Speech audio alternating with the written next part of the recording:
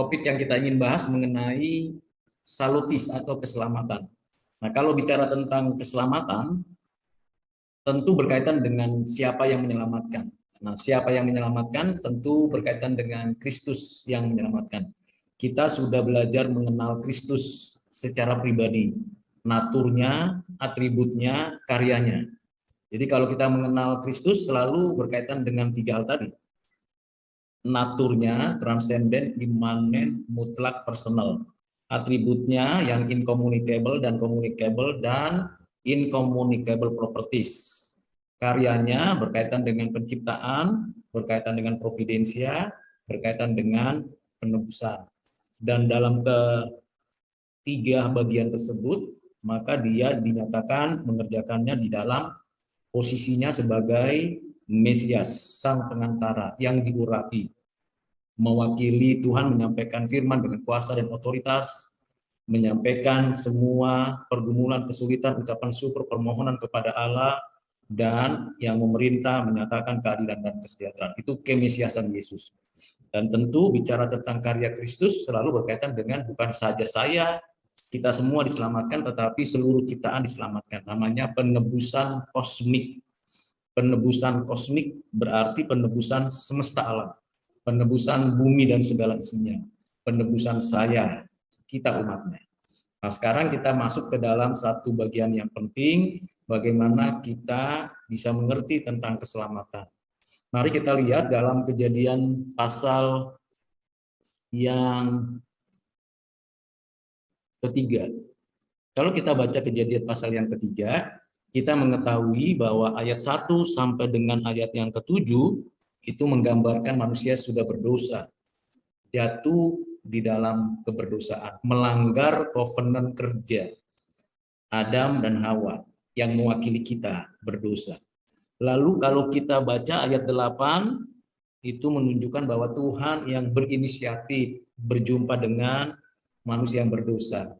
Ayat 9, Tuhan memanggil. Jadi Tuhan datang berinisiatif berjumpa dengan manusia yang berdosa. Jadi bukan manusia yang berdosa mencari Tuhan, tapi Tuhan yang mencari manusia. Lalu memanggil dengan dua ketentuan. Yang pertama memanggil untuk meminta pertanggungjawaban, kedua memanggil untuk menyatakan apa rancangan Tuhan untuk manusia yang berdosa. Kemudian di ayat 15 Tuhan berbicara kepada ular untuk menunjukkan bahwa ini loh rancangan Tuhan atas manusia, yaitu bahwa ada satu keturunan tunggal yang disebut satu-satunya yang akan meremukkan kepala ular, si setan itu, dan yang akan mengalami tumitnya diremukkan. Inilah yang menjadi embrio dari berita keselamatan yang disebut dengan proto-evangelium. Proto-evangelium, proto, P-R-O-T-O, itu awal atau muasal daripada evangelium, kabar baik, di Kejadian 3 ayat 15. Nah, setelah peristiwa itu, kita bisa lihat di dalam Kejadian pasal 4, bagaimana ada dua kelompok, yaitu kelompok Kain yang beragama dan kelompok Habel yang beriman. Kelompok Kain yang beragama, dia mempersembahkan persembahan, tapi hatinya, hidupnya, jiwanya tidak dipersembahkan kepada Tuhan. Sehingga persembahannya tidak diperkenan Tuhan. Habel memberi persembahan dengan iman, dan dia menyerahkan yang terbaik, dan diterima oleh Tuhan. Nah, ini yang terjadi. Sejak itu manusia terbagi dua, kelompok besar, kelompok beragama dan kelompok beriman. Dan ini berlanjut sampai dengan Kejadian pasal yang ke-6, di mana manusia bertambah banyak melakukan kejahatan, dan Tuhan memanggil Nuh, lagi-lagi memanggil Nuh untuk menyatakan dua hal. Yang pertama, menjatuhkan hukuman atas orang berdosa. Yang kedua, menyelamatkan umat manusia. Kedua-duanya dijalankan sekaligus. Air bah diturunkan, hukuman dinyatakan Tuhan. Kemudian Nuh diperkenan membuat bahtera, anak-anaknya Sem, Ham, Yafet meneruskan keturunan manusia. Lagi-lagi dua kelompok terjadi. Lalu setelah dinyatakan Tuhan dengan kasih anugerahnya, Kemudian di pasal yang ke-11 kita mengetahui kejahatan manusia muncul lagi, yaitu keturunan Ham, yaitu Nimrod mendirikan menara Babel untuk meninggikan diri di hadapan Tuhan. Sementara keturunan Sem yang nantinya kita kenal dengan nama Abram. Nah, ini dua kelompok lagi yang muncul. Orang yang beragama mencari Tuhan, menemukan Tuhan, tapi justru membelakangi Tuhan, menolak Tuhan, memberontak kepada Tuhan. Orang yang beriman memang tidak mencari Tuhan, tapi Tuhan yang mencari. Abraham dicari oleh Tuhan sampai ke Ur-Kasdim, dipanggil keluar, dibawa ke tanah Kanaan.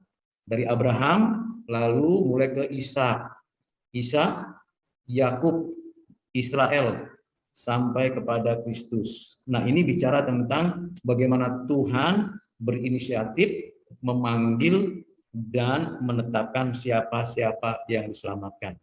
Jadi ada urutan logis namanya ordo. Mulai dari penetapan Tuhan yang disebut dengan factum salutis, kemudian Tuhan berinisiatif memanggil, setelah itu Tuhan memanggil sepanjang zaman sampai akhir zaman. Puncaknya seperti yang ada dalam Kejadian 3:15 ada pada Kristus. Keselamatan hanya ada di dalam Kristus. Ini yang terjadi. Nah, kalau kita lihat bagian ini, maka kita mengetahui bahwa ada keselamatan datangnya dari Tuhan, dalam rancangan Tuhan. Mulai dari Tuhan datang, mulai dari Tuhan memanggil, mulai dari Tuhan memuridkan, membentuk, memperlengkapi. Nah, itu bisa kita lihat juga di dalam Injil Matius, bagaimana Tuhan menyatakan kehendaknya. Ia memanggil murid-muridnya, menjadikan mereka rasul, mendidik mereka, memuridkan mereka menjadi rasul-rasulnya untuk memuridkan bangsa-bangsa lain, membawa mereka kembali kepada Tuhan, memulihkan hubungan manusia yang berdosa kepada Tuhan. Jadi mulai ada panggilan, calling. Jadi panggilan itu ada dua, panggilan untuk kembali kepada Tuhan, yang kedua panggilan untuk diutus menjadi hamba-hamba Tuhan. Para murid dipanggil kembali kepada Tuhan dan dipanggil untuk menjadi utusan Tuhan. Nah, ini bagaimana bisa terjadi? Karena waktu dipanggil, waktu Tuhan memanggil, ada yang namanya kelahiran baru. Siapa yang mengerjakan kelahiran baru? Roh Kudus. Roh Kuduslah yang melahirbarukan, membuat Habel, Henok, Sem, Nuh, Abraham, Ishak, Yakub, dan seterusnya anak-anak Tuhan, membawa kita kembali kepada Tuhan. Itu pekerjaan Roh Kudus. Bukan karena kemampuan kita. Kenapa? Karena kita sudah berdosa, rusak total, mengalami kematian. Di dalam Injil Matius sudah dijelaskan bagian bagaimana Tuhan memanggil manusia menjadi penjala manusia. Nah, proses pembentukan manusia itu dilahirkan kembali kita baca dalam kisah percakapan Yesus dengan Nikodemus. Jadi kelahiran kembali itu kita bisa baca dalam Yohanes pasal 3 ayat 1 sampai dengan ayat yang ke-21. Bagaimana Nikodemus, seorang pemimpin, seorang agamawan, seorang pengajar, seorang profesor di bidangnya, tapi belum mengenal Tuhan. Beragama, tapi belum beriman. Hidupnya bergantung pada perbuatannya. Nah, Kristus memberikan kepadanya suatu kehidupan yang baru dengan prinsip kelahiran baru. Born again, itu yang disebut born again, kelahiran baru. Nah, kelahiran baru itu adalah Roh Kudus yang bekerja, sama seperti Roh Kudus bekerja pada Habel, bekerja pada Henok, bekerja pada Nuh, bekerja pada Sem, bekerja pada Abram, Ishak, Yakub, Yusuf, Musa, nabi-nabi, Daud, dan seterusnya. Para imam, para raja, Roh Kudus bekerja, membawa mereka kembali. Roh Kudus juga yang bekerja di dalam dan melalui Kristus, anak Allah yang inkarnasi, untuk mewujudkan apa yang Tuhan telah tetapkan dalam factum salutis, yaitu yang telah ditetapkan selama. Nah, Tuhan Yesus memberitahu kepada Nikodemus, Nikodemus mesti dilahirkan kembali oleh Roh Kudus. Dilahirkan kembali berarti Roh Kudus yang memberi hati yang baru, Nah, hati yang baru itu telah dijelaskan juga oleh Nabi Yehezkiel. Kita baca Yehezkiel ya. Yehezkiel pasal yang ke-36 ayat 26-27. Saya bacakan, kamu akan kuberikan hati yang baru dan roh yang baru di dalam batinmu, dan aku akan menjauhkan dari tubuhmu hati yang keras dan kuberikan kepadamu hati yang taat. Rohku akan kuberikan diam di dalam batinmu, dan aku akan membuat kamu hidup menurut segala ketetapanku dan tetap berpegang pada peraturan-peraturanku dan melakukannya. Jadi di sini Roh Kudus diberikan, dicurahkan. Nah, itu penggenapannya pada hari Pentakosta. Tetapi karya Roh Kudus itu sudah ada sejak manusia berdosa, untuk dilahirkan kembali. Tapi Roh Kudus bekerja juga waktu penciptaan, waktu pembelian. Tapi untuk menebus, untuk membawa orang kepada dirinya, kepada Allah, Roh Kudus sudah bekerja dari sejak manusia jatuh dalam dosa. Roh Kudus terus menuntun dan secara penuh dinyatakan di dalam karya Kristus dan diteruskan di dalam kelahiran yang dinyatakan oleh Roh Kudus kepada kita, yaitu kelahiran yang disebut born again. Di dalam Yohanes pasal 3 dikatakan di sini, aku berkata kepadamu, sesungguhnya jika seorang tidak dilahirkan kembali, ia tidak dapat melihat kerajaan Allah. Ayat yang kelima, jawab Yesus, aku berkata kepadamu, sesungguhnya jika seseorang tidak dilahirkan dari air dan roh, ia tidak dapat masuk ke dalam kerajaan Allah. Ayat yang ke-6, apa yang dilahirkan dari daging adalah daging, dan apa yang dilahirkan dari roh adalah roh. Nah, ini adalah karya Roh Kudus. Jadi dari ketetapan, Tuhan berinisiatif memanggil, panggilan efektif, panggilan umum, panggilan pelayanan. Saat yang sama ada kelahiran kembali. Lalu ada konversi, pengakuan dosa. Pengakuan dosa muncul dari hati yang sungguh-sungguh. Misalnya ketika kita baca dari kitab atau surat Kisah Para Rasul. Di dalam Kisah Para Rasul dijelaskan tentang bagaimana orang-orang yang mendengar berita firman Tuhan itu dengan satu sikap hati ingin bertobat. Di dalam Kisah Para Rasul pasal 2 ayat 38, setelah Rasul Petrus berkhotbah menyampaikan firman Tuhan, menyatakan siapa juru selamat, siapa Kristus, di ayat 38 dikatakan, jawab Petrus kepada mereka, ribuan orang yang hadir di Yerusalem itu, bertobatlah dan hendaklah kamu masing-masing memberi dirimu dibaptis dalam nama Yesus Kristus untuk pengampunan dosamu, maka kamu akan menerima karunia Roh Kudus. Ini yang disebut konversi. Adanya pengakuan dosa, pengakuan kesadaran bahwa saya berdosa, saya minta pengampunan, saya minta belas kasihan Tuhan. Ini sejalan dengan apa yang dituliskan oleh Rasul Yohanes pada surat 1 Yohanes 1 ayat 9.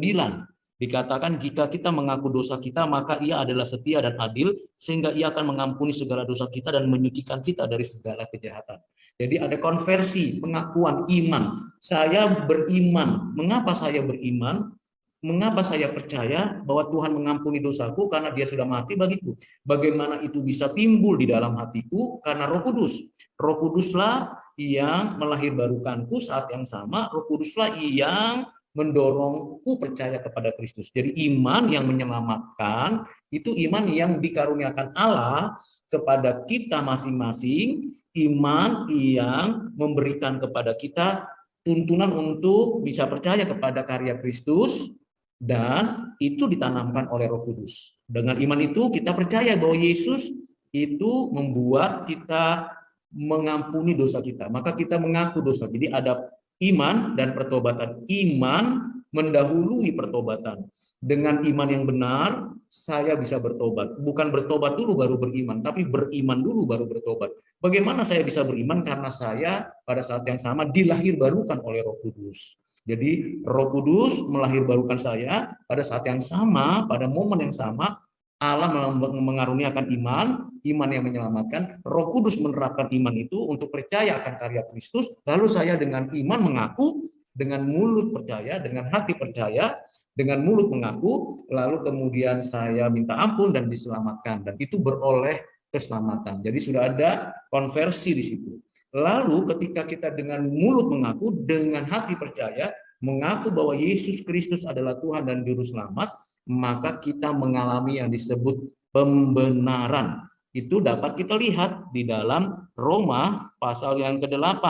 Bagaimana kita mendapatkan keyakinan bahwa kita itu beroleh pembenaran yang mana kita dibenarkan. Roma pasal 8 ayat 30. Dan mereka yang ditentukannya dari semula mereka itu juga dipanggilnya, dan mereka yang dipanggilnya mereka itu juga dibenarkannya, dan mereka yang dibenarkannya mereka itu juga dimuliakannya. Dibenarkan, ada namanya justification, pembenaran. Nah, ada dua aspek yang mendorong dan menyebabkan kita menikmati pembenaran. Yang pertama, dengan kita dibenarkan oleh Allah di dalam kematian dan kebangkitan Kristus, di dalam Kristus secara utuh, maka tiap-tiap orang itu mendapatkan dua hal yang terjadi. Yang pertama adalah pengampunan. Pengampunan ini kita terima di dalam Kristus. Ketika kita masih berdosa, Kristus sudah mati bagi kita. Roma 5 ayat 8. Dan Kristus sudah mati bagi kita. Kristus memberikan kepada kita hidup yang baru. Hidupku bukan aku lagi, tapi Kristus yang hidup di dalamku. Galatia 2 ayat 20.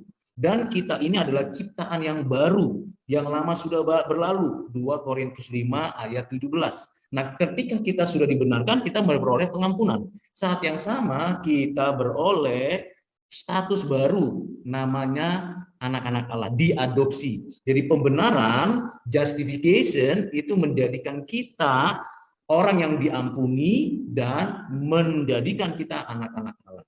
Nah, jadi sudah lengkap apa yang disebut factum salutis, yaitu Tuhan inisiatif, Tuhan memanggil, Tuhan melahirbarukan kita, Tuhan mengaruniakan iman, Tuhan memberi pertobatan kepada kita, Tuhan menyatakan pembenaran. Semua bagian itu dikerjakan sepenuhnya hanya oleh Tuhan. Kita tidak punya andil sama sekali. Itu namanya, konstruksi itu namanya monergis. Monergis. Jadi mulai factum salutis, inisiatif Allah, dipanggil, menerima kelahiran baru, terjadi konversi, iman dan pertobatan, terjadi pembenaran. Di dalam pembenaran ada pengampunan dan adopsi. Itu namanya monergis. Nah, pada saat seperti itu, dampak akibat dari monergis itu namanya sinergis. Apa itu sinergis?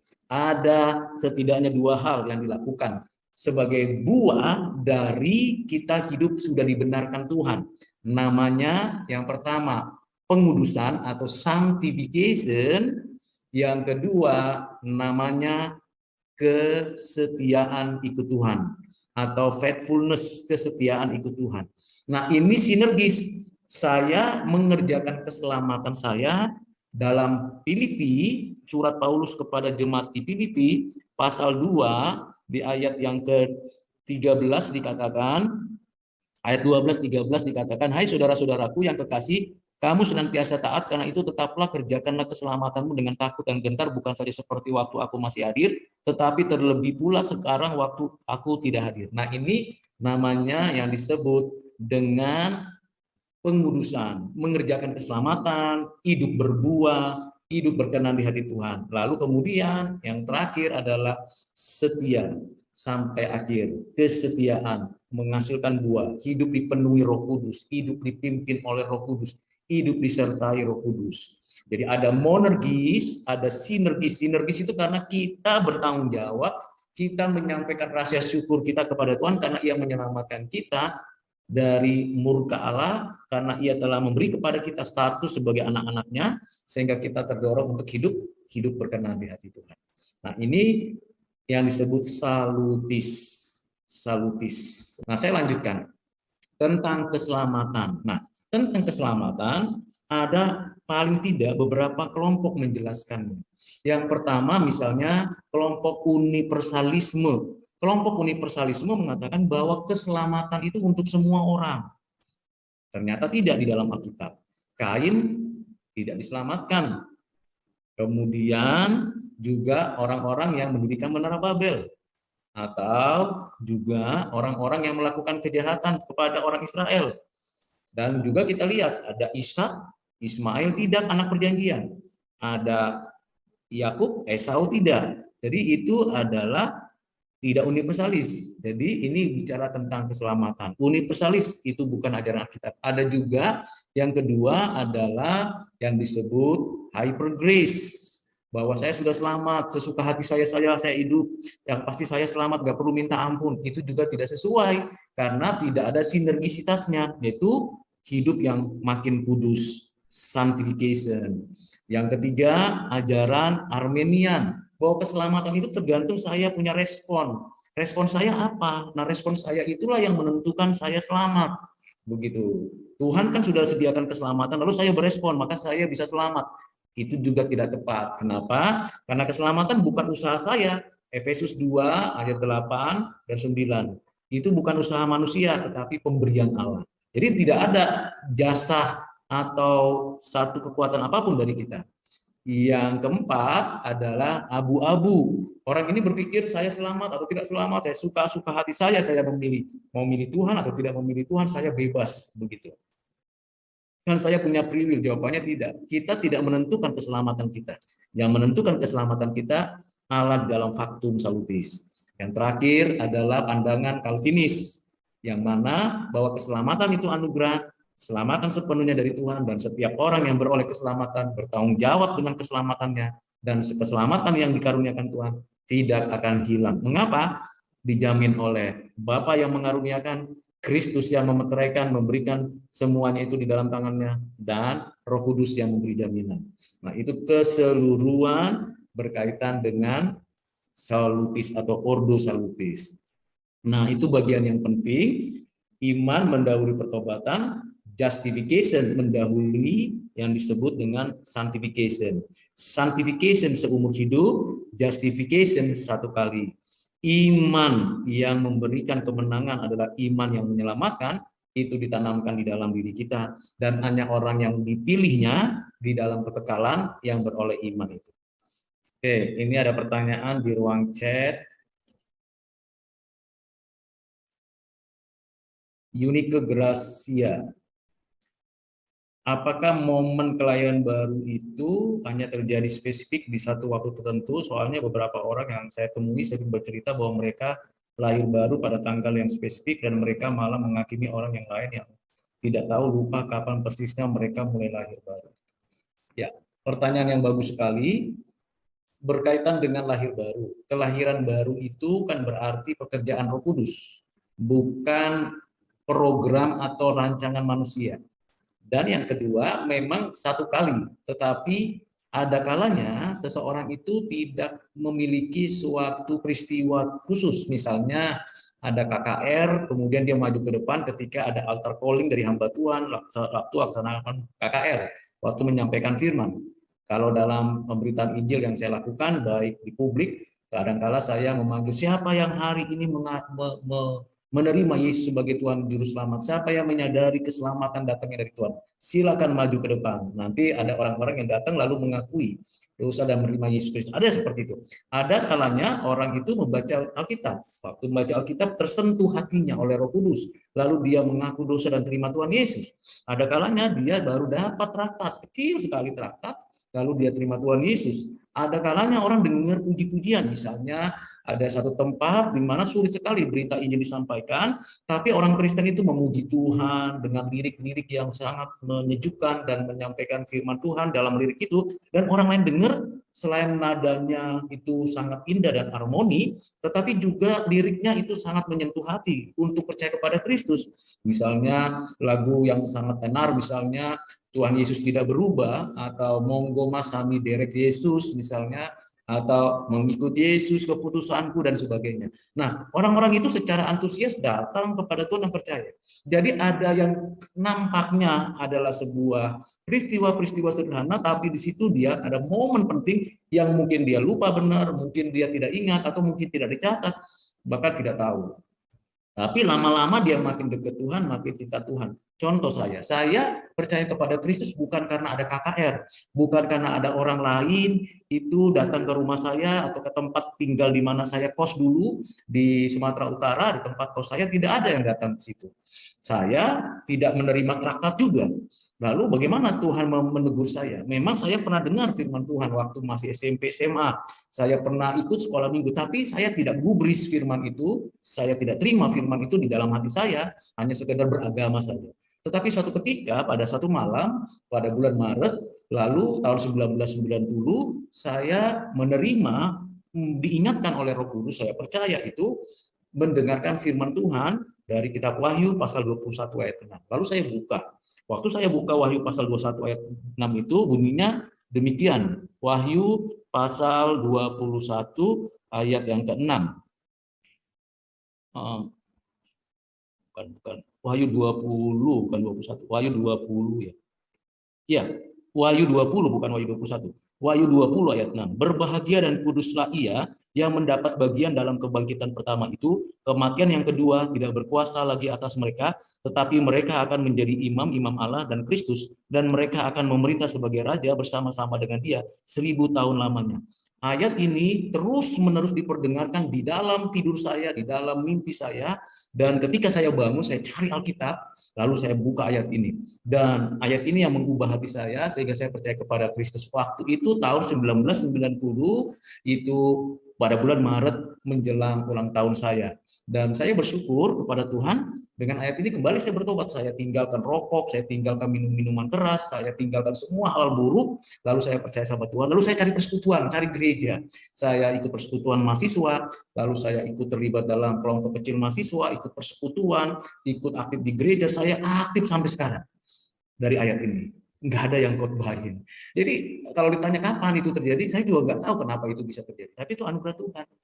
Memang sudah pernah dengar firman Tuhan di masa-masa masih sekolah minggu, tapi nggak saya gubris. Jadi ada orang tahapan-tahapan pemberitaannya yang pasti kalau sudah disentuh Tuhan, sudah Roh Kudus bekerja, wah itu sesuatu yang ajaib terjadi gitu.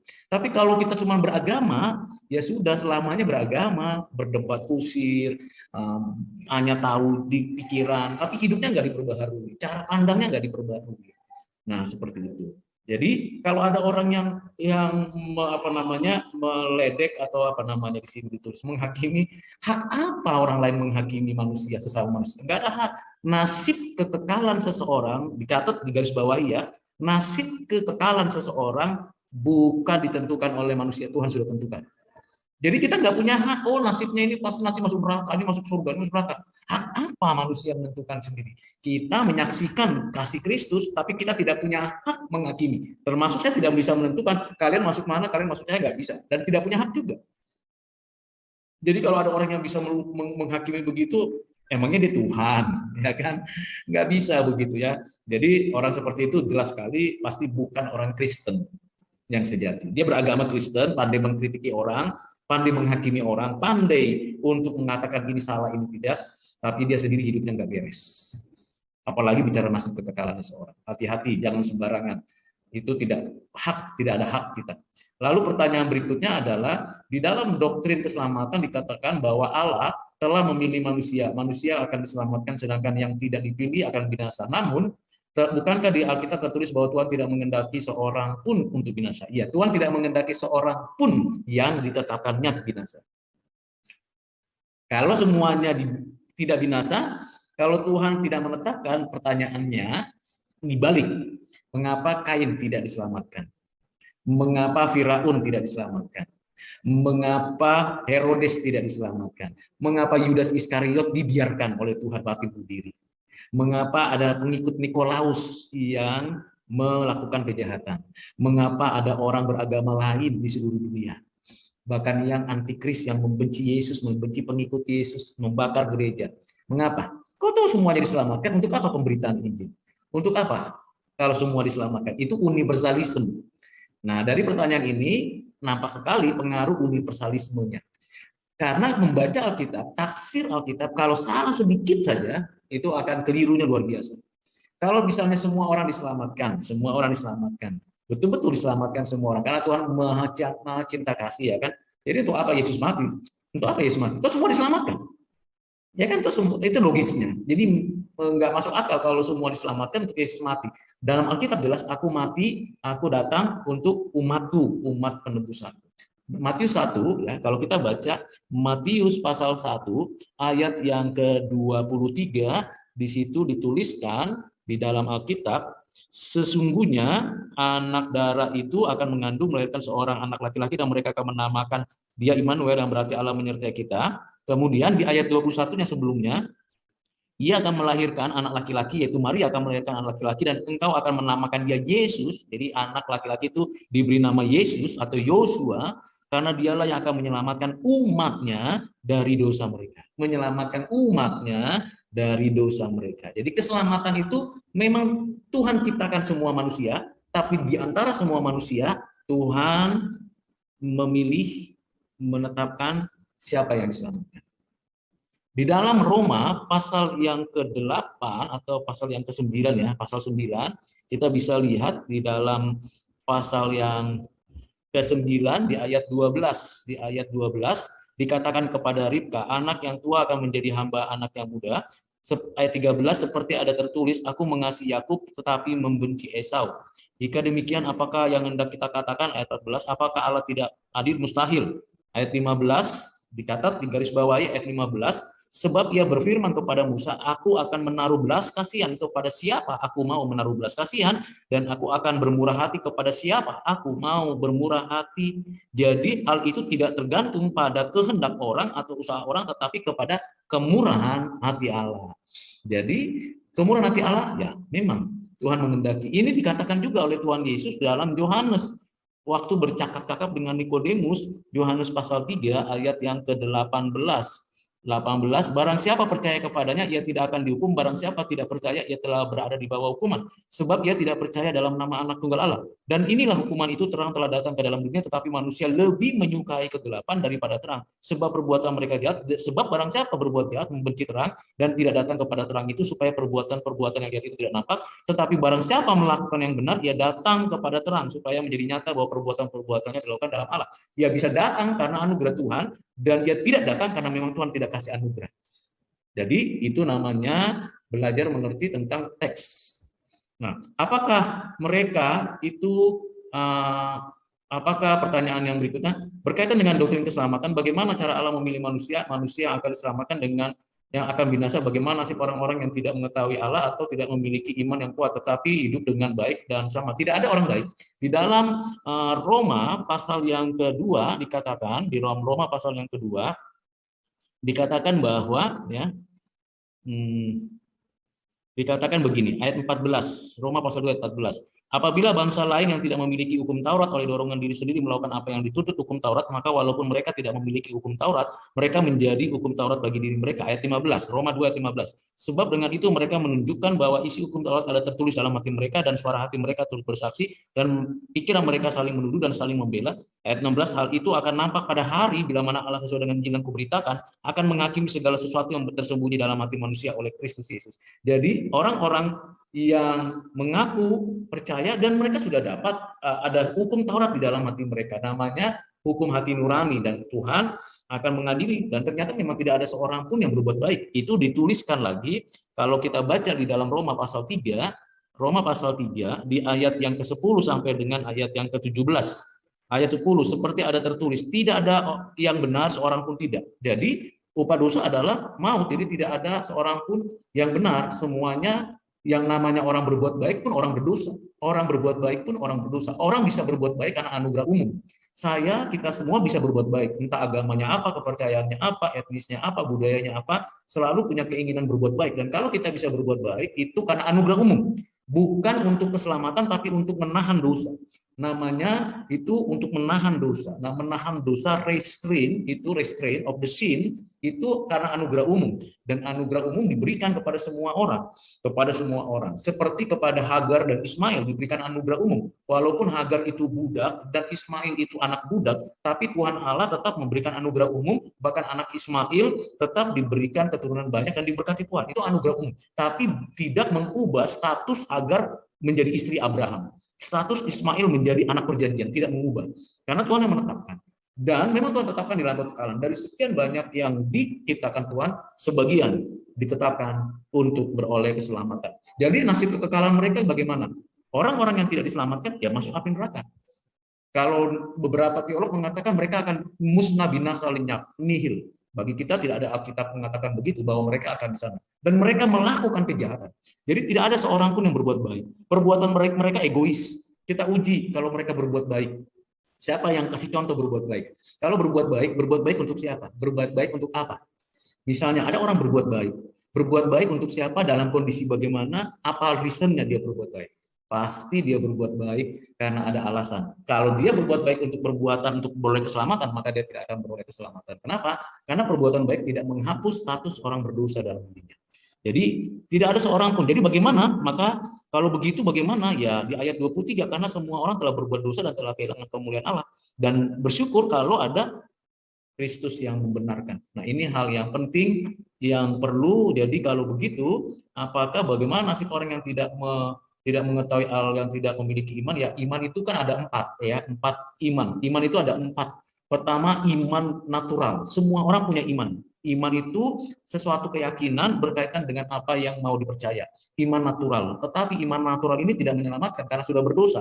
Akhirnya arahnya salah. Ada yang menyembah patung, menyembah buatan sendiri, menyembah benda-benda langit, menyembah dewa-dewi, menyembah imajinasi sendiri. Itu iman natural yang sudah dicemari dosa. Yang kedua, iman menyelamatkan. Iman yang dikaruniakan Roh Kudus, yang dikaruniakan Allah Bapa, yang diterapkan Roh Kudus dalam hati kita untuk percaya kepada Kristus. Itu iman yang menyelamatkan, hanya untuk orang pilihan. Yang ketiga, iman di dalam setiap pelayanan. Jadi itu karunia iman. Pelayanan apapun dikerjakan dengan iman. Dia yakin Tuhan pimpin dan sertai. Yang keempat, iman di dalam kehidupan sehari-hari. Karena segala sesuatu harus dilakukan dengan iman. Iman yang penuh dengan suatu tindakan yang nyata. Nah, 4 jenis iman ini ada. Nah, di dalam iman selalu mencakup pengetahuan, selalu mencakup pengertian, keyakinan di dalam, dan tindakan. Nah, kalau ada orang yang mengaku beriman, hanya sekedar self-confidence, bukan sesuatu yang dihidupi, maka itu orang yang beriman. Ada notisia, ada fidusia, ada praktik kehidupan, ya, praktik kehidupan di dalam orang beriman. Jadi kalau dia kuat atau lemah tergantung dia taat atau tidak. Orang yang percaya pasti akan taat. Pertanyaan berikutnya, bisakah Tuhan mencabut janji keselamatan dari manusia dan jika itu terjadi? Enggak. Kalau sudah Tuhan tetapkan, Tuhan tidak berubah. Kalau dia bisa mencabut, dia Tuhan yang berubah. Nah, kalau Tuhan berubah, apa disembah? Tuhan Yesus tidak berubah, tidak berubah. Loh, kalau tiba-tiba dia berubah, nggak mau, nggak bisa. Kita nggak ngerti saja keutuhan daripada apa yang dikatakan Tuhan. Waktu Yunus disuruh Tuhan untuk pergi ke kota Niniwe, Tuhan sudah tahu ada di antara orang-orang Niniwe yang bertobat. Karena Tuhan mau tahu. Yunus diberikan perintah supaya Yunus mempunyai pengalaman bersama Tuhan, melihat bagaimana orang-orang di Niniwe bertobat. Yunus diberikan suatu pengalaman bahwa keselamatan bukan hanya untuk orang Israel. Maka Yunus diutus ke kota Niniwe. Ketika Yunus dia nggak mau, dia pergi ke tempat lain. Tapi Tuhan tarik dia lagi. Lu mesti lihat itu, kota itu memang brengsek, kota itu memang tidak beres, tetapi aku mengasihi kota itu. Di antara mereka, orang-orang di sana bertobat di zaman sana. Jadi Tuhan sudah tahu orang kota itu akan bertobat. Tapi juga Tuhan ingin membuktikan bahwa Yunus juga harus ngerti. Kalau tidak nanti Tuhan akan hukum. Jadi ini suatu test case kepada Yunus, tapi juga sekaligus kepada kita untuk mengerti tentang pertobatan kota Niniwe. Tuhan malah tahu. Jadi nggak ada namanya Tuhan mencabut keputusannya. Maka kalau Tuhan mencabut keputusan, bukan Tuhan yang benar. Tuhan tidak plan. Tidak ada plan A atau plan B di dalam Tuhan. Semuanya satu rancangan yang kekal. Factum salutis, keselamatan dalam kekekalan. Karena dia present semuanya. Kita karena di dalam sejarah ada hari kemarin, ada hari ini, ada hari besok, sehingga kita in process, progresif. Tetapi dalam pengertian kita juga progresif. Tapi Tuhan tidak progresif. Tuhan tidak dipengaruhi oleh situasi dan kondisi. Tuhan tetap pada rancangannya, kita yang mengikutinya seolah-olah Tuhan berubah. Maka ada kata menyesallah Tuhan. Itu karena kita dari kacamata kita. Tapi pada dirinya Tuhan, itu sudah tetap tidak berubah. Bagaimana dengan 7 deadly sin, ya, 7 dosa maut itu kan istilah spiritual yang digunakan pada abad pertengahan. 7 dosa maut ini termasuk kerakusan, kesombongan dan sebagainya, kemarahan begitu. 7 dosa maut ini kan sebuah upaya untuk mematikan dosa. Kalau baca bukunya John Owen bukunya tipis sekali, ada istilah yang dipakai mematikan dosa. Atau buku dalam tulisannya itu adalah istilah yang digunakan berkaitan dengan satu namanya disebut musuh dalam diriku. Nah, itu kaitannya dengan 7 seven deadly sins. Jadi mematikan karena dalam pengertian karakternya, hidupnya tidak diperbarui. Orang-orang yang masih dalam kondisi begitu, bisa jadi pertama in process progressive sanctification, dia sudah percaya tapi sanctification progressive. Yang kedua, dia mungkin belum orang percaya, tapi beragama. Kemudian apakah manusia harus menebus dosa mereka yang lahir baru? Yang enggak. Manusia mana bisa menebus dosanya sendiri. Orang sudah mati, orang mati tidak bisa bangkit kembali kecuali Tuhan memberi kebangkitan.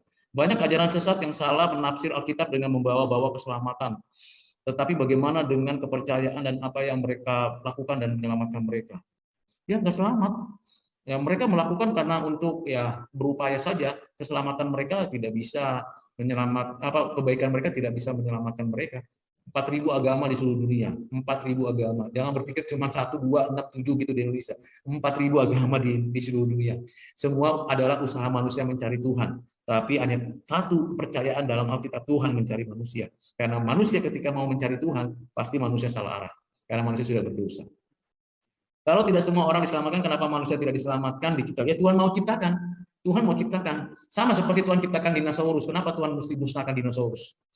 Sama Tuhan menciptakan banyak pohon-pohon. Kenapa Tuhan musnahkan? Bahkan di seluruh dunia ada etnis yang hilang dan lenyap. Ada etnis yang hilang dan lenyap, tidak lagi berkembang. Tidak semua etnis itu terus ada eksis. Tidak semua etnis, tidak semua suku itu semua eksis. Ada etnis yang berhenti lenyap, misalnya 7 etnis yang disuruh Tuhan dimusnahkan di tanah Kanaan oleh karena kejahatan mereka. Berhenti, nggak ada lagi anak leluhurnya, cucunya nggak bisa lagi. Berhenti di situ. Jadi Tuhan bisa melakukan itu karena Tuhan yang mencipta. Bukan Tuhan yang tidak mencipta. Tuhan menciptakan mana yang mau ditetapkan, mana yang tidak mau ditetapkan dia. Hak prerogatifnya Tuhan. Seperti dinosaurus, banyak binatang-binatang lain, banyak tumbuh-tumbuhan lain, bahkan banyak benda-benda langit yang habis dan lenyap. Itu haknya Tuhan. Jadi Tuhan punya hak yang tidak bisa kita buat. Sedangkan manusia pun nggak bisa memilih mau dilahirkan atau tidak. Kenapa Tuhan tidak menciptakan manusia akan diselamatkan saja? Tuhan sudah ciptakan. Tuhan sudah ciptakan manusia yang diselamatkan saja, sudah. Tapi Tuhan juga ciptakan manusia yang tidak diselamatkan. Itu hak Tuhan. Lagi-lagi itu hak Tuhan. Jadi kalau kita itu diselamatkan, itu hak Tuhan. Kalau Tuhan tidak selamatkan kita, itu hak Tuhan. Jadi tapi kalau kita punya keinginan nasibnya gini ya, saya mau terserah Tuhan lah, saya pasti nanti diselamatkan. Toh saya nggak bisa. Nah, berarti kita itu sedang meragukan janji Tuhan. Jadi satu sisi ini paradoks luar biasa dan sulit dimengerti. Satu sisi Tuhan telah menetapkan siapa yang diselamatkan. Di sisi lain kita tidak tahu rahasia Tuhan. Apa yang dinyatakan itu yang diberitahu. Yang tidak dinyatakan itu rahasia Tuhan. Itu di dalam Ulangan 29 ayat 29. Ulangan 29 ayat 29. Dituliskan demikian. Hal-hal yang tersembunyi ialah bagi Tuhan Allah kita, tetapi hal-hal yang dinyatakan ialah bagi kita dan bagi anak-anak kita sampai selama-lamanya supaya kita melakukan segala perkataan hukum Taurat ini. Ada yang tersembunyi, nggak bisa kita tahu. Dan di dalam Efesus pasal yang pertama, surat Paulus kepada jemaat di Efesus pasal pertama, di ayat yang ke-8, ayat keempat ke 5, 6, sebab di dalam dia Allah telah memilih kita sebelum dunia dijadikan supaya kita kudus dan tak bercacat di hadapannya. Dalam kasih ia telah menentukan kita dari semula oleh Yesus Kristus menjadi anak-anaknya sesuai dengan kerelaan kehendaknya. Itu haknya Tuhan. Jadi kita tidak bisa melakukan sesuka hati kita. Oh, saya kan bisa memilih bebas gitu, nggak bisa. Oke, ini bagian yang banyak juga pertanyaan-pertanyaan yang dituliskan ya di sini. Oke, kita lanjut. Kelahiran baru di dalam satu kali seumur hidup ya. Saat pergi ke Israel ada beberapa orang yang melakukan baptisan di Sungai Yordan. Nah, itu ikut-ikutan saja. Itu mah nggak mempengaruhi keselamatan atau tidak keselamatan. Meskipun sebelumnya sudah pernah dibaptis, ya itu namanya melanggar aturan ketentuan Tuhan. Tuhan tidak bilang baptislah berulang-ulang gitu ya. Enggak, itu namanya nakal kepada Tuhan. Orang Tuhan suruh baptis 1 kali kok. Kenapa mesti berulang-ulang? Emangnya airnya sama? Siapa yang bisa yakin di Yerusalem ada sungai? Enggak ada. 3.000 orang bertobat waktu dari kisah para rasul pasal 2, kisah para rasul pasal 2, itu 3.000 orang bertobat dan memberi diri dibaptis. Pertanyaannya, di kota Yerusalem ada sungai enggak? Di kota Yerusalem ada tempat yang 3.000 orang enggak bertobat, langsung dibaptis. Bagaimana membaptisnya? Ya, jadi terus kemudian di rumah Cornelius dalam kisah para rasul pasal 10, Cornelius bertobat dan mereka memberi diri dibaptis. Seisi rumahnya ada anak kecil, ada orang tua, ada seluruh seisi rumahnya. Di situ disediakan kolam enggak? Atau Cornelius sudah telepon dulu nih Petrus, apa yang saya sediakan? Cornelius, aku kan datang nih disuruh Tuhan untuk baptis kamu, sediakan ya kolam besar, gitu ya, besar sekali embernya. Nanti kalau mau akan dibaptis akan dicelupkan di situ. Enggak ada itu, enggak ada peristiwa-peristiwa gitu, enggak ada dirancang sedemikian rupa.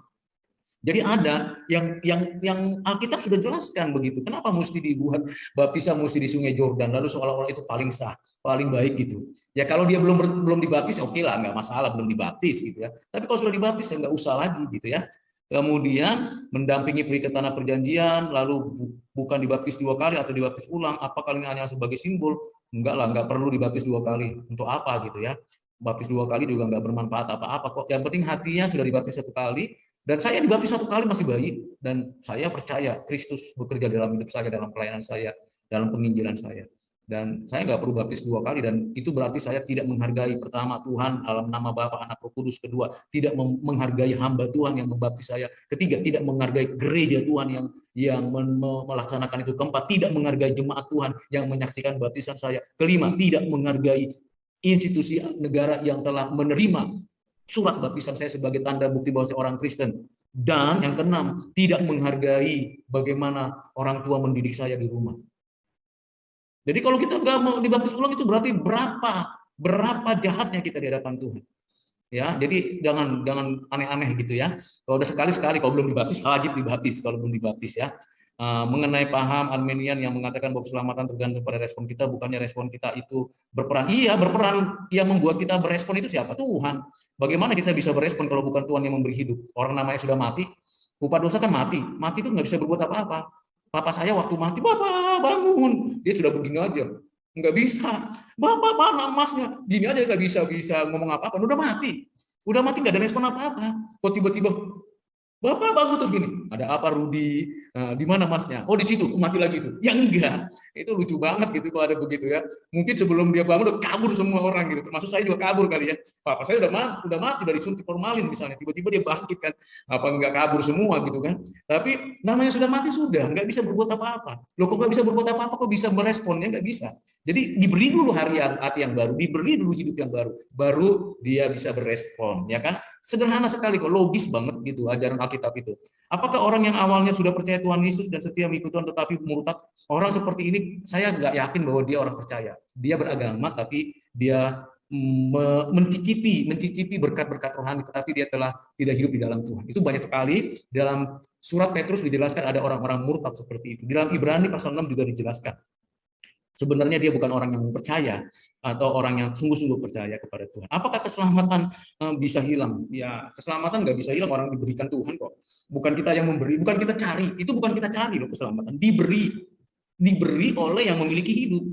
Begitu. Kalau Pak Rudi yang beli, papa mamaku yang beri, atau gerejaku yang memberi, atau pendetaku yang beri, saya nggak bisa yakin gitu, nggak yakin. Kalau papa meninggal, pendetanya pergi, lalu gerejanya bubar gitu, institusi gerejanya ya, lalu apa pegangan saya? Negara ini bubar misalnya kan, lalu pegangan saya apa? Nggak ada, karena diberi. Tapi kalau apa kita yang dunia yang beri, tapi kalau Tuhan yang memberi, oh dunia ini milik Tuhan, aku milik Tuhan. Jadi nggak mungkin hilang, nggak mungkin. Tetapi bukan berarti kita sembarangan gitu ya, karena nggak mungkin hilang.